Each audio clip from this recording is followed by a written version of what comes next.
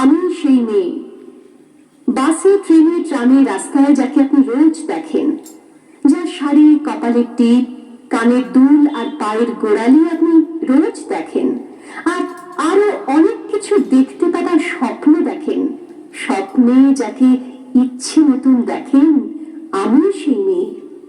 বিহারের প্রত্যন্ত গ্রামে দিনের আলোয় যার ছায়া মারানো আপনার ধর্মে নিষিদ্ধ, আর রাতের গভীরে যাকে বস্তি থেকে তুলে আনতে পাইক বরকন্দাজ পাঠান আপনি, আর সুসজ্জিত বিছানায় যার জন্য অপেক্ষায় অধীর হয় আপনার রাজকীয় লামতাট্য, আমি সেই মেয়ে।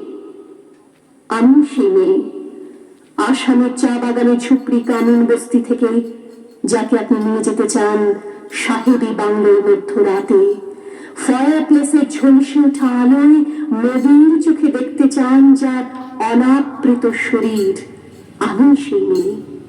রাজস্থানের শুকনো উঠোন থেকে পিপাসার জল আনতে যাকে আপনি পাঠিয়ে দেন 10 মাইল দূরের সরকারি ইদারায়, আর 20 মাইল হেঁটে ক্লান্ত বিধ্বস্ত যে রমণী ঘরা কাছে ঘরে ফিরলেই যাকে বসিয়ে দেন চুলার আগুনের সামনে আপনার রুটি বানাতে, আমি সেই মেয়ে।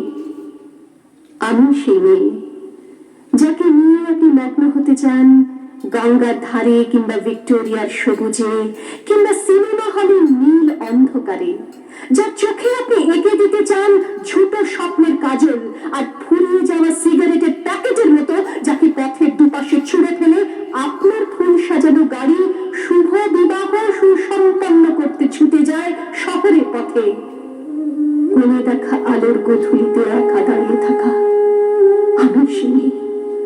আমি সেই মেয়ে, আমাকে দেবতাও যাকে ক্ষমা করেন না, অহংকার আর শক্তির দ্বন্দ্বে যার গর্ভে রেখে যান কুমারীর অপমান, আর চোখের জলে কুন্তি হয়ে নদীর জলে ভাসিয়ে দিতে হয় অন্যকে, আত্মযোগে। আমি সেই মেয়ে।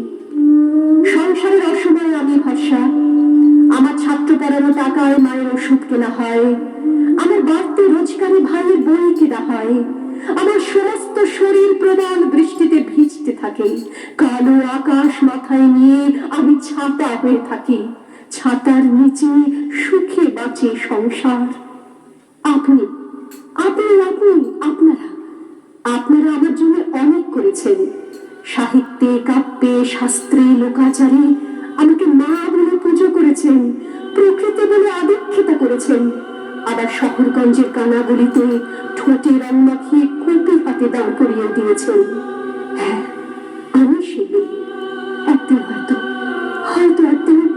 হয়তো অন্য কোনো একদিন আমার সমস্ত মিথ্যে পোশাক ছুঁড়ে ফেলে দিয়ে আমি হয়ে উঠবো সেই অসামান্য। খোলা চুল, লেখের মতো থাকবে আমার খোলা পিঠ, দু চোখে জ্বলবে ভীষণ আগুন, কপাল ঠিকরে বেরোবে ভয়ঙ্কর তেজস্বী, হাতে ঝলসে উঠবে সেই খর্ব, দু পায়ের উপরে বেজে উঠবে রণদুন্দুভি, নৃশংস অট্টহাসিতে ভরে উঠবে আকাশ, দেবতারাও আতঙ্কে স্তব্ধ হয়ে বলতে থাকবে মা বেপত্র ভাঙ ঘোর উন্মুক্ত কেশিং চতুর্ভুজাং কালি কালি দক্ষিণাং বৃন্দমালা বিভূষিতাং। বিভৎস দাগমনের মতো আমি বলতে থাকবো, আর আমার এগিয়ে যাওয়ার পথের দুপাশে মূল্যহীন অসংখ্য দেহ ছটফট করতে থাকবে। সভ্যতার দেহ, প্রগতির দেহ, উন্নতির দেহ, সমাজের দেহ। হয়তো আমি সেই নেই, হয়তো না।